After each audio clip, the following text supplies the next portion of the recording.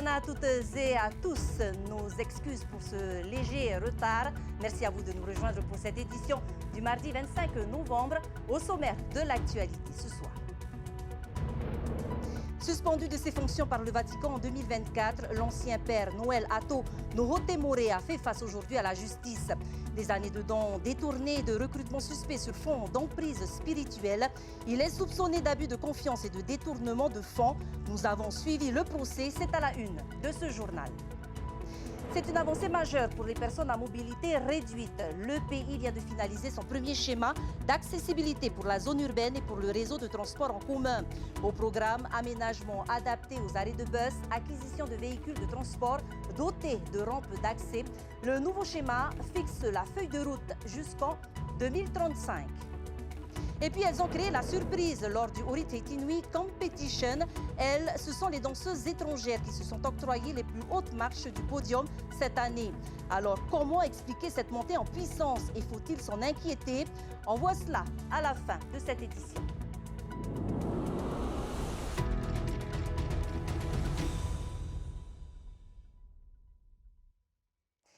C'est donc une affaire judiciaire inhabituelle qui était jugée aujourd'hui au tribunal correctionnel. Maison offerte, voyage d'1 million de francs aux États-Unis, vol en hélicoptère, les dérives présumées de Noël Ato interrogent. L'ancien prêtre comparaissait pour abus de confiance et détournement de fonds. Le tribunal a passé au crible plusieurs années de donations et de quêtes sur fond d'emprise spirituelle dénoncés par plusieurs fidèles. Compte rendu d'audience avec Esther Cuneo et Nicolas Pérez. Renvoyé à la vie laïque le 25 mars 2024 par le Saint-Siège, il se présente toujours avec le col romain, symbole de la vie cléricale. Et pourtant, si Père Ato se retrouve aujourd'hui devant les juges, c'est pour des faits graves. Abus de confiance pendant plusieurs années et détournement de fonds. Mais on lui reproche aussi d'avoir recruté des membres de sa famille. À l'instar de sa sœur, embauchée en 2017, elle aurait touché plus de 500 000 francs en 37 chèques. Le prévenu pourtant nie tout détournement et revendique le droit d'embaucher ses proches, sans pouvoir pour autant citer le texte canonique. Il affirme également avoir transmis les comptes et agit dans le cadre de ses missions pastorales. Il y a quand même un point qui me paraît essentiel au niveau du Kamika, et là le Kamika a sa grande responsabilité, c'est que le Kamika avait accès aux comptes des paroisses, des 8 paroisses. Et pendant toutes ces années, ils n'ont jamais fait de remarques. Il avait été demandé également de faire un audit, et ce qu'il reconnaît d'ailleurs, parce qu'il y a eu un informaticien, M. Guy Bénard, qui a fait un rapport. Il a reconnu auprès des gendarmes, ce n'est pas un audit, il faut de toute façon un expert comptable pour le faire. Moi, je ne suis qu'informaticien. Et tout le problème, il est là. Et c'est un audit qui aurait pu permettre, effectivement, de pouvoir faire le détail et de dire à quoi ça correspond, ces sommes-là. Témoins et victimes évoquent au contraire une emprise spirituelle néfaste, à l'instar d'un 4x4 offert en reconnaissance d'un accompagnement spirituel dans une vie amoureuse. Cette même victime lui aurait également offert sa maison à Papara, un voyage d'1 million aux États-Unis, tout frais payé avec sa famille, ou encore un vol en hélicoptère de 300 000 francs. Là encore, pour l'aider à combattre le mal. Il a mis en place avec sa famille et son ami proche, un système dans lequel il a détourné l'argent qu'il a reçu des différentes paroisses qui lui étaient confiées. Ce sont des sommes très très importantes, puisqu'au s'agissant du Kamika, on est à plus de 13 millions, et ça pendant quelques années. Ça, c'est la première chose. La deuxième chose importante aussi, c'est que je veux dire, il n'a pas arrêté de dire à la barre que c'était les autres qui montaient et que lui, en fait, il était totalement dans le vrai, faisant, j'allais dire, fi de tout ce qui lui est reproché dans le cadre de cette procédure et surtout de l'image, que ce soit du point de vue, j'allais dire, canonique, mais également au niveau du code de procédure pénale et du droit pénal, puisqu'on est aujourd'hui dans un dossier où il est reproché des abus de confiance à lui et les recels des abus de confiance qu'il a commis tout simplement en donnant à sa famille une partie de ce qu'il a récupéré sur le dos des fidèles de ses paroisses. Des explications farfelues selon le président, qui pointent du doigt les prétendus pouvoirs charismatiques du prévenu, comme le parler en langue. Et toujours au volet judiciaire, Léonard Puputauki, dit Réré, a été condamné ce matin à 1 an de prison ferme pour abus de confiance et recel de détournement de fonds publics dans le dossier de l'immeuble GIP. Une résidence construite à Papeete grâce à une subvention litigieuse de l'OPH d'un montant de 160 millions de francs. L'ex-chef des Hommes en Rouge écope aussi d'une amende de d'1 million de francs. L'un de ses fils, également renvoyé au procès, a été condamné à 3 mois de prison avec sursis. L'ancien directeur général de l'OPH, Nick Toumaru, a quant à lui été relaxé des poursuites.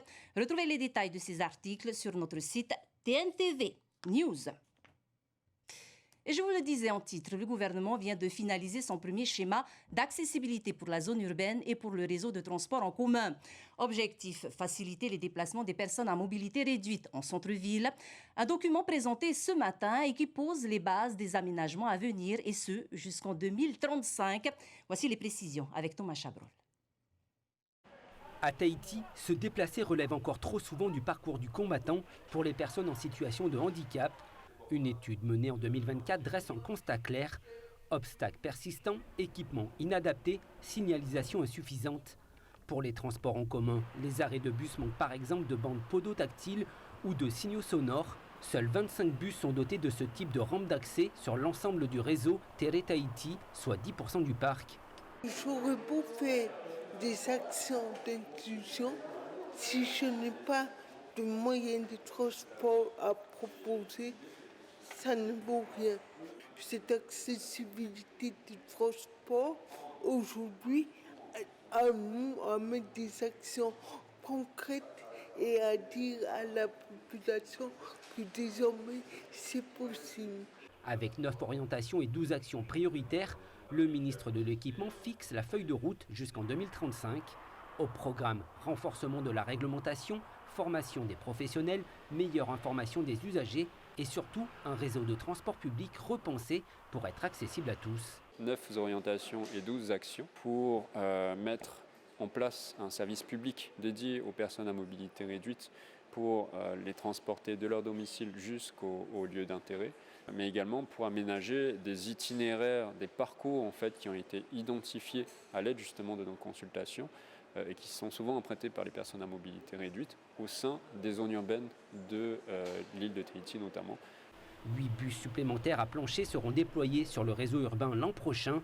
D'autres suivront dans les années à venir pour rendre la zone urbaine et les déplacements accessibles à tous. Un transport adapté sans un environnement pas derrière adapté, ça ne vaut rien. Aujourd'hui, nous avons fait la première étape.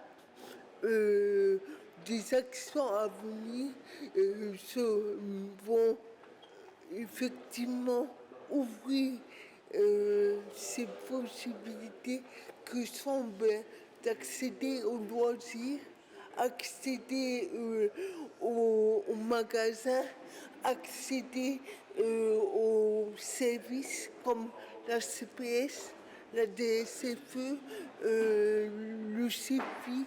Le 2 décembre, une charte d'aménagement sera publiée pour guider les maîtres d'ouvrage et garantir des infrastructures cohérentes et conformes aux normes d'accessibilité. Et puis toujours au niveau du transport routier, fluidifier la circulation en centre-ville, particulièrement entre 15h30 et 17h30, les heures de sortie d'établissements scolaires et de bureaux. C'est l'objectif du ministère de Jordi Chan. Pour tenter d'y parvenir, un feu implanté aux abords du rond-point Tumarama, côté montagne, est en test depuis quelques jours. Coût de son installation, 2 millions de francs. Les premiers constats sont encourageants, selon le ministre. On l'écoute au micro de Yann Roy. Le feu, à quoi est-ce qu'il va servir? Il va servir à inciter les usagers de la route à emprunter le tunnel plutôt que de passer par le carrefour giratoire pour aller tout droit lorsqu'ils proviennent notamment de Fara. Ceci permet quoi? Ça permet de fluidifier la circulation pour les véhicules qui proviennent du centre-ville, qui remontent vers le front de mer et qui s'insèrent dans le carrefour giratoire pour ensuite sortir de la ville, notamment par la côte ouest. Pour l'instant, les premiers tests sont plutôt concluants. Depuis lundi, du coup, nous avons installé le feu et nous avons constaté que les flux de circulation se sont améliorés. Maintenant, nous allons continuer à suivre ces progrès au cours des semaines à venir pour voir s'il y a nécessité d'ajuster le feu en conséquence. Et direction Taravao, à présent, où le gouvernement a lancé un vaste chantier de réhabilitation et d'agrandissement de l'hôpital face au vieillissement de la population et à une fréquentation déjà saturée. De nouveaux services et des lits supplémentaires vont voir le jour. Voyez ce reportage de Mereteato sur des images de Davidson Bennett. À Taravao, l'hôpital gagne en surface et en service. Un chantier attendu depuis des années pour répondre à une réalité. Une population vieillissante, des besoins croissants et un taux d'occupation qui atteint régulièrement les 100%. Le gouvernement engage donc une transformation en profondeur avec un projet en plusieurs phases pour augmenter les capacités de soins et moderniser l'ensemble du site. Ce phasage va se faire en 2 temps. D'une part, là aujourd'hui on pose une première pierre qu'on va construire juste derrière les nouveaux locaux. Et dans un deuxième temps, on refera la toiture de l'hôpital pour qu'on agrandisse les services et qu'on fasse une unité de toiture avec l'ensemble hospitalier qui existe déjà. En parallèle, il est prévu une 3e phase qui sera celle d'un nouveau bâtiment qui sera juste à côté sur les anciens locaux administratifs qui nous permettra de construire à peu près 3 étages de locaux hospitaliers avec de nouvelles chambres pour construire une clinique avec des blocs, une maternité et de l'imagerie pour ce territoire. Un chantier progressif mais indispensable. Sur le terrain, la direction de l'hôpital constate la pression quotidienne sur les équipes et les infrastructures. On manque de structures hospitalières pour les personnes âgées. On ne peut pas construire un hôpital vide sans qu'il y ait de l'humain derrière. On va construire une antenne de pharmacie. Après, on va construire 12 lits de long séjour. Et ensuite, dans la 3e phase et dernière, dans ce projet, ça sera de la réhabilitation. On désamiante les locaux et on refait propre pour accueillir les autres lits supplémentaires du soin de suite. Avec ses plus de 47 000 habitants sur la presqu'île et jusqu'à 70 000 dans un rayon de 30 minutes, Taravao s'équipe pour devenir un véritable pôle de santé. Un chantier structurant qui doit, à terme, permettre d'offrir des soins de proximité, modernes et mieux adaptés aux besoins du territoire. Et de Taravao, on se rend à présent à Mataea, où la lutte contre les violences faites aux femmes est à l'honneur sur le site de Tehoro. Un événement pour marquer la journée pour l'élimination des violences faites à l'égard des femmes, célébrée le 25 novembre à travers le monde. Et on y retrouve tout de suite sur place notre envoyé spécial Davidson Bennett. Yorana, c'est un événement qui se veut convivial et ouvert à tous. Quelle est la tendance sur place ? Exactement, Yorana à Jeanne, Yorana à toute la Polynésie française, vous qui nous regardez ce soir pour cette journée, cette soirée dédiée aux femmes. Stop à la violence faite aux femmes. Tavana Teari Alpha, qui est le maire donc de Tevayuta, qui s'est joint également à cet événement sous le chapiteau de Tehoro à Mataea. Les femmes sont un atout pour les familles ou le pays également. Oui, tout d'abord, bonsoir Jeanne, chère Polynésie, Yorana. Ce soir, nous sommes réunis par la vice-présidence de notre pays, donc la vice-présidente Chantal Minari-Galnan a souhaité, avec la DSFE, organiser cet événement pour marquer la journée de lutte contre la violence contre les femmes. Et il est vrai que dans nos familles polynésiennes, la violence intrafamiliale, c'est la première insécurité, c'est la première cause de violence que l'on découvre pratiquement tous les week-ends. Nous, ici dans les communes, à Tevayuta, nous avons des rapports de police qui nous relatent tout ça.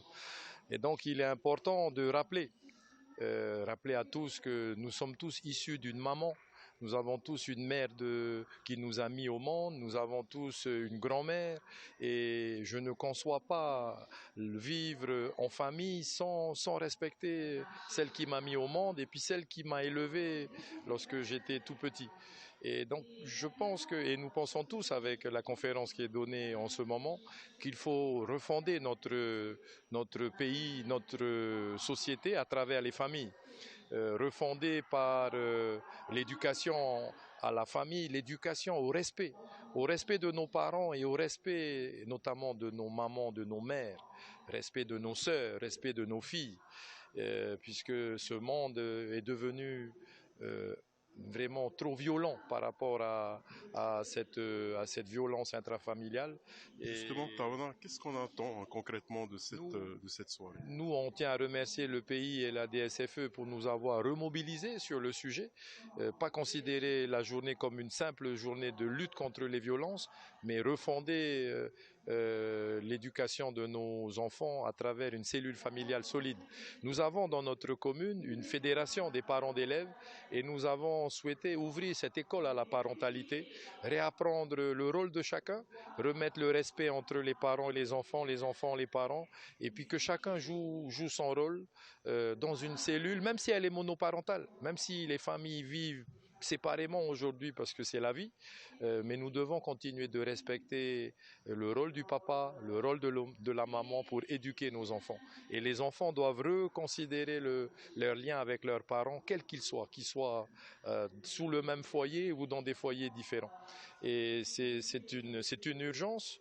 Je pense aussi que la culture est la source de la refondation. Il faut repasser par notre culture maori et puis notre chrétienté. N'oublions pas que notre foi chrétienne nous rappelle que la maman, la Vierge Marie, la maman de tous les chrétiens, c'est notre pilier, notre socle. Considérons aussi nos propres mamans comme le pilier de nos familles. Par la chrétienté, nous pourrons reconstruire une société beaucoup plus paisible et beaucoup plus solide. Merci Tawana pour ces messages, ces mots.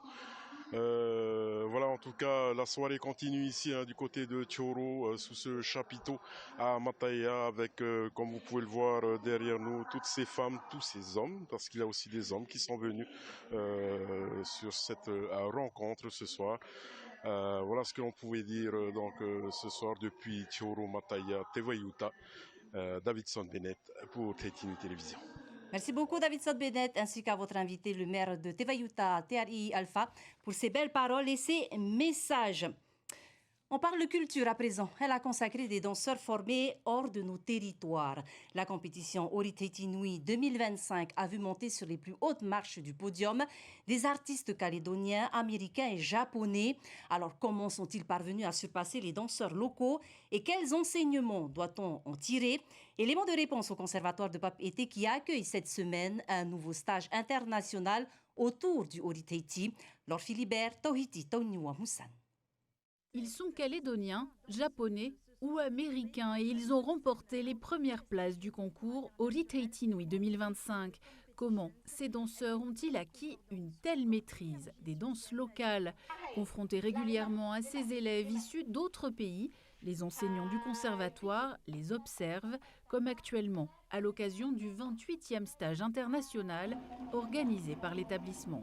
Ils ont gagné un premier prix. Moi je dirais c'est une fierté.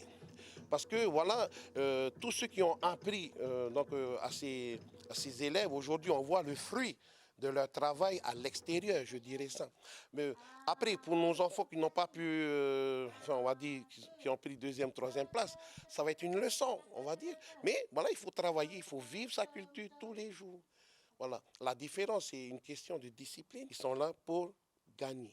Cet esprit de compétition davantage cultivé à l'extérieur, Vanina Ehou, professeure de danse, le mesure elle aussi. Dans les écoles, il ne faut que ça. Ils travaillent sur le challenge, sur l'endurance et tout. Alors que c'est complètement différent de nous, quoi. Et en fin de compte, eux, ils ont un esprit plus challenge, compétition. Ici, nos enfants, ils se contentent de ce qu'on leur donne. Ils n'ont pas dans leur tête encore ça commence, quoi, hein, cet engouement-là pour la compétition individuelle. Et puis je trouve que ça, c'est beau, quoi. Au cours de ce stage international centré autour du Oritaiti, les 70 élèves intègrent les fondamentaux de la discipline en termes de pas, de posture, de musique et de chant. Cet engouement des artistes de l'extérieur impulse une dynamique générale pour Mike Tessier. Bienveillant, et je pense que ça ne peut que tirer le niveau vers le haut. Et réveiller notre jeunesse, réveiller les locaux, dire que certes, ça nous appartient, mais qu'à côté, tu as des étrangers, tu as des gens qui, eux aussi, aiment notre culture, qui sont fans de la Polynésie, qui sont fans de Ori-Tahiti, qui sont fans de pas mal de disciplines de chez nous, et qui le font, on va dire, sérieusement et avec beaucoup de discipline. Quand c'est fait avec respect, lorsque c'est un étranger qui le fait par respect et que tu vois que c'est une passion qu'il a, donc moi j'ai rien contre ça. Vendredi, ces passionnés de culture passeront eux aussi devant un jury pour jauger leur maîtrise de la discipline dans les différentes catégories. Et avant de se quitter, direction Paris, où la nouvelle Marianne polynésienne, œuvre d'Evrard Chausois, a été révélée au Sénat il y a quelques jours en présence de son président Gérard Larcher et de la ministre des Outre-mer, Naïma Mutchou. L'objectif de cette création était de représenter l'identité propre de la Polynésie au sein de la République. Voyez ce reportage de Pierre Lamarque et Wallis Glaise. La Marianne polynésienne a fière allure ici au Sénat. Née d'un concours lancé par les sénateurs de Polynésie, c'est la proposition de l'artiste de Raiatea, Evrard Chausois, qui a été retenue. Cette Marianne souligne l'identité polynésienne et l'attachement à la République. Une Marianne polynésienne pour à la fois montrer l'identité forte, culturelle, l'attachement au patrimoine ancestral de la Polynésie française, puisque nous avons la chance de bénéficier d'une autonomie très large au sein de la République. Et en même temps, ce lien fort qui nous unit à la République française, cette fierté et puis de porter ces valeurs de la République, liberté, égalité, fraternité. Quelques jours plus tôt, la sculpture a même été présentée au président du Sénat, Gérard Larcher, en présence de la ministre des Outre-mer. Fleurs à l'oreille, regard intense, longs cheveux au vent, un port de tête remarquable donne de l'élégance à cette Marianne chargée de symbolique avec l'histoire et la culture polynésienne. Lui faire un clin d'œil à nos ancêtres navigateurs. On voit que son pareo fait aussi office de voile à la pirogue qui sert de base. J'ai parlé de nos marais, de notre culture, de nos traditions avec une base faite en pierre sur le côté. De l'autre côté, j'ai repris des motifs qui peuvent symboliser les coraux, parce que la Polynésie, depuis l'UNOC, est l'aire marine protégée la plus vaste au monde. Et j'ai aussi, sur tout le pan gauche, repris des motifs tiki marquisiens pour ce côté artistique que tous les Polynésiens ont aussi. L'enjeu pour l'artiste était aussi de représenter la détermination de la femme polynésienne. Alors j'ai voulu avant tout représenter une Polynésienne vaillante, fière de ses origines et cette grande beauté intérieure et surtout cette simplicité parce que Marianne est issue du peuple.